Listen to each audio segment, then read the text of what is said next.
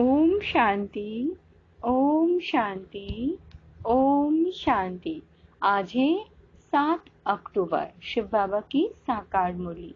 बाबा कहते हैं, मीठे बच्चे, हियर नो एवल। एक बाप से ही सुनना है, गृहस्थ व्यवहार में रहते कमल फूल समान रहना है। प्रश्न, किस खेल को यथार्थ रीति जानने वाले बच्चे कभी मूंझ नहीं सकते? उत्तर है दुख और सुख। भक्ति और ज्ञान का जो ये खेल चलता है, इसको यथार्थ रीति जानने वाले कभी मूंझते नहीं है। तुम जानते हो, भगवान किसी को दुख नहीं देता, वह दुख हरता सुख करता है। जब सभी दुखी हो जाते हैं, बाबा कहते हैं, तब दुखों से लिबरेट करने के लिए आते हैं। गीत है, यह है कौन आज आया सवेरे सवेरे। ओम शांति।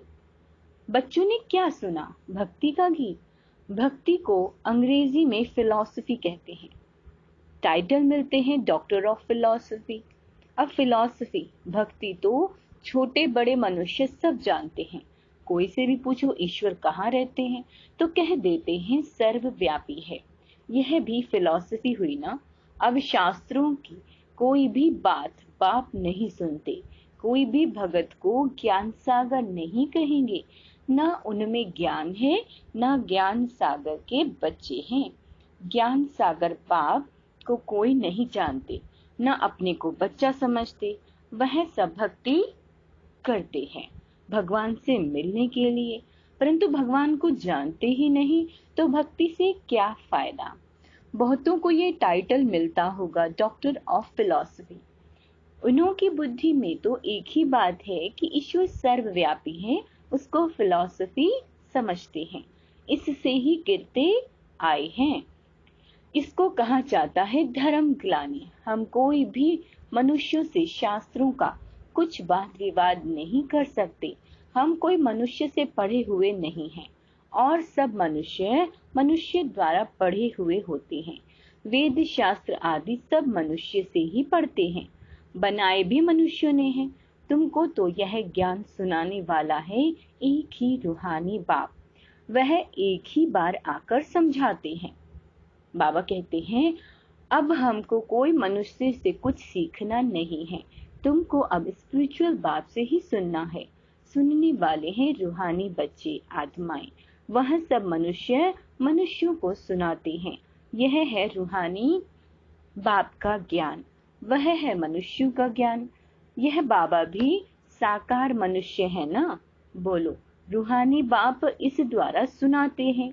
हम रूह सुनते हैं, हम रूह फिर शरीर द्वारा औरों को सुनाते हैं। यह है रूहानी ज्ञान। बाकी सब है जिस्मानी। भक्ति में जिस्म की पूजा करते हैं। बाप कहते हैं, तुम अपने को मनुष्य या भगत ना समझो, अपने को आत्मा समझ मुझ बाप को याद करो। तुम आत्माएं भाई भाई हो। गाया हुआ भी है, आत्मा परमात्मा अलग रहे बहुकाल। तो हमको कोई भी मनुष्य से सुनना नहीं है। कोई सवाल पूछे तो बोलो हमारा कोई शास्त्रों का ज्ञान नहीं है। हम उसको फिलॉसफी कहते हैं, अर्थात भक्ति मार्ग का ज्ञान।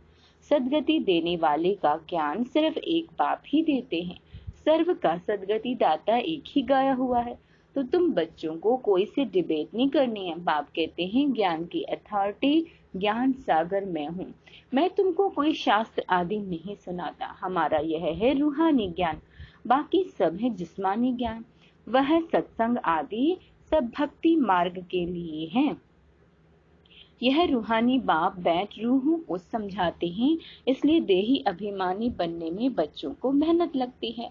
हम आत्माएं बाप से वर्षा लेती हैं। बाप के बच्चे जरूर बाप की ही गद्दी के वारिस होंगे ना। लक्ष्मी नारायण भी देहधारी हैं, उनके बच्चे जिस्मानी बाप से वर्षा लेते हैं। यह बात ही न्यारी है। सतयुग में भी जिस्मानी बात हो जाती है। वहाँ यह नहीं कहेंगे कि रूहानी बाप से वर्षा मिलता है। देह अभिमान को तोड़ना है। हम आत्मा हैं और बाप को याद करना है। यही भारत का प्राचीन योग गाया हुआ है। याद अक्षर हिंदी का है। तो यह नॉलेज तुमको अभी कौन देते हैं? ये कोई मनुष्य नहीं जानते। जन्म जन्मांतर मनुष्य मनुष्य से बात करते आए, अभी रूहानी बाप रूहानी बच्चों से बात कर रहे हैं। बाबा कहते हैं रूह सुनती है, इसलिए उसको रूहानी स्पिरिचुअल नॉलेज कहा जाता है। गीता को भी वह स्पिरिचुअल नॉलेज समझते हैं, परंतु उसमें नाम कृष्ण देहधारी का डाल दिया। बाप कहते हैं कि कोई भी मनुष्य में ये नॉलेज हो नहीं सकती। कभी भी कोई तुमसे डिबेट करते हैं तो बोलो यह है तुम्हारा भक्ति का ज्ञान, मनुष्य के बनाए हुए शास्त्रों का ज्ञान। सत्य ज्ञान तो एक ज्ञान सागर बाप के पास ही है, वही खुद नॉलेज दे रहे हैं। उन्हें सुप्रीम बाप कहते हैं। पूजा भी उस निराकार की होती है। अगर और निराकारियों की पूजा होती है तो वह भी उनके बच्चे ही हैं। मिट्टी का शालिग्राम बनाकर पूजा करते हैं, रुद्र यज्ञ रचते हैं। तुम जानते हो वह परम पिता परमात्मा निराकार दुनिया में रहते हैं। हम आत्माएं भी वहां रहती हैं। वह ज्ञान का सागर आकर ज्ञान सुनाकर सबकी सद्गति कर देते हैं। वह है परे ते परे रहने वाला परम पिता परमात्मा। सभी आत्माएं ब्रदर्स को पार्ट मिला हुआ है, जो फिर शरीर धारण कर भाई बहन बनते हैं। आत्मा सब एक बाप के बच्चे हैं। आत्मा जब शरीर धारण करती है तो स्वर्ग में सुख, नरक में दुख को पाती है। यह क्यों होता है समझाया जाता है। ज्ञान और भक्ति, वह है दिन, वह है रात। ज्ञान से सुख और भक्ति से दुख, यह खेल बना हुआ है। ऐसे नहीं कि दुख सुख सब भगवान ही रचते हैं। भगवान को बुलाते ही तब है जब दुखी होते हैं। समझते हैं सब सुखी देने वाला है, फिर जब सुख का समय पूरा होता है फिर रावण 5 विकारों के कारण दुख शुरू होता है। यही खेल है जिसे यथार्थ रीति समझना है। इसे ही रूहानी ज्ञान कहा जाता है। बाकी है सब जिस्मानी ज्ञान, वह हम सुनने नहीं चाहते। हमको हुक्म मिला हुआ है सिर्फ मुझ निराकार बाप से ही। बाबा कहते हैं बाप से ही सुनो। बाप कहते हैं हियर नो इविल। हम एक भगवान से सुनते हैं, तुम मनुष्य से सुनते हो। रात दिन का फर्क है। बड़े बड़े विद्वान शास्त्र आदि पढ़ते हैं, वह तो हमने भी बहुत पढ़े हैं। अब भगवान कहते हैं तुमने गुरु बहुत किए, अब उनको छोड़ो, मैं जो सुनाता हूँ वो सुनो। भगवान है ही निराकार, उसका नाम है शिव। अभी हम उनसे सुन रहे हैं। बाप खुद अपना परिचय, अपनी रचना के आदि मध्य अंत का परिचय देते हैं। फिर हम आपसे शास्त्र आदि की बातें सुने ही क्यों। हम आपको रूहानी नॉलेज देते हैं। सुनना हो तो सुनो, मूंझने की तो कोई बात ही नहीं है। सारी दुनिया है एक तरफ और तुम कितने थोड़े हो। बाप हम अब कहते हैं मुझे याद करो तो तुम्हारे ऊपर जो पापों का बोझा है वह उतर जाएगा। बाबा कहते हैं और तुम पवित्र बन जाएंगे। जो पवित्र बनेंगे वही पवित्र दुनिया के मालिक बनेंगे। अभी पुरानी दुनिया बदलनी है। कलयुग के बाद सतयुग आना है। सतयुग है पावन दुनिया।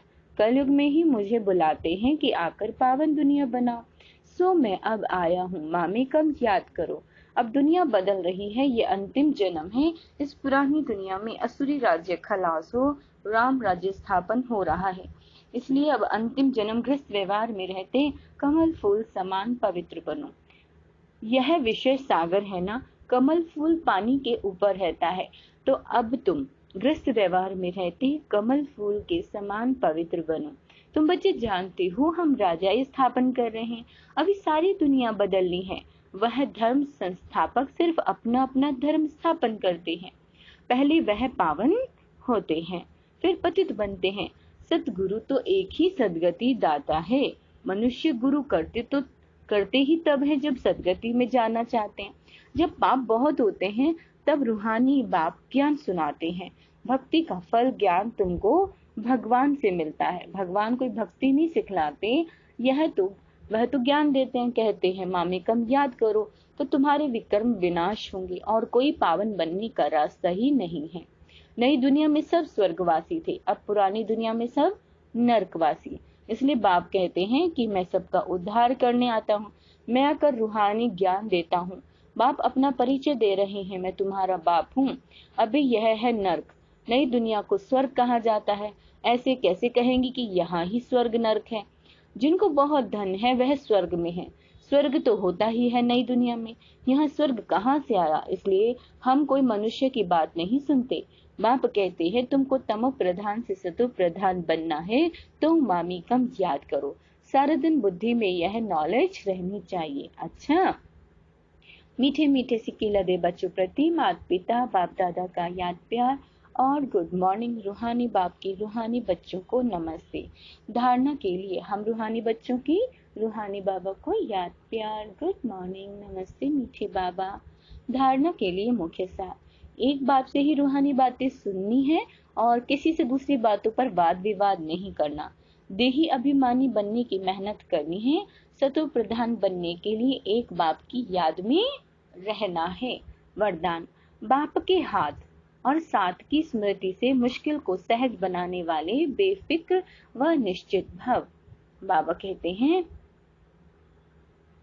जैसे किसी बड़े के हाथ में हाथ होता है तो स्थिति बेफिक्र व निश्चित रहती है। ऐसे हर कर्म यही समझना चाहिए, हर कर्म में, कि बाप दादा मेरे साथ भी हैं और हमारे उस अलौकिक जीवन का हाथ उनके हाथ में है, अर्थात जीवन उनके हवाले है, तो जिम्मेवारी भी उनकी हो जाती है।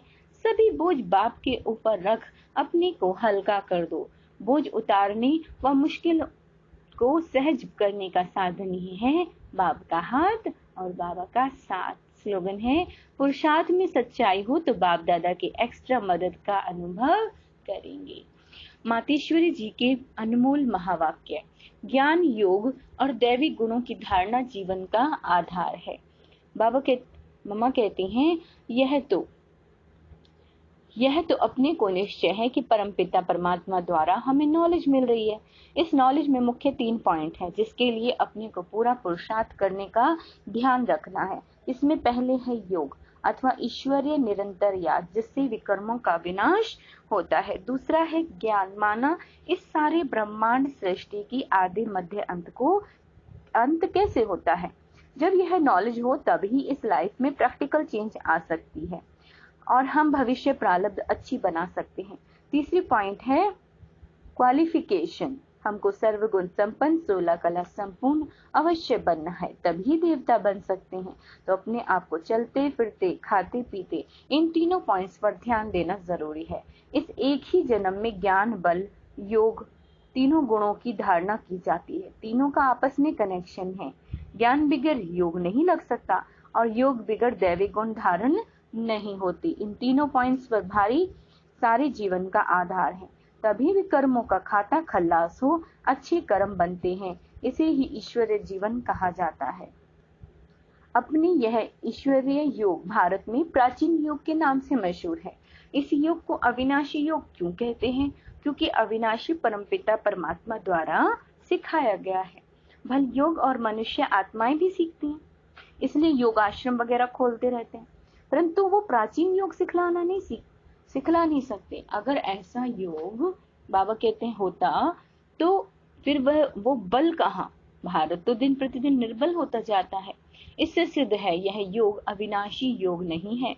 जिसके साथ योग लगना है वह खुद को सिखला सकता है, बाकी औरों से योग लगाना ही नहीं है तो फिर सिखलाएंगे कैसे? यह तो स्वयं परमात्मा ही कार्य कर सकता है, वही हमें पूरा भेद बता सकता है। बाकी तो सब तरफ कहते रहते हैं हम योग सिखलाएंगे।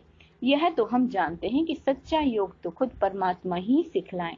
सूर्यवंशी चंद्रवंशी घराना व दैवी राज्य स्थापन करते हैं। अब वो प्राचीन योग परमात्मा आकर कल्प कल्प हमें सिखलाते हैं। कहते हैं, हे परमात्मा, मुझ परमात्मा के साथ निरंतर योग लगाओ तो तुम्हारे पाप नष्ट हो जाएंगे। अच्छा, ओम शांति।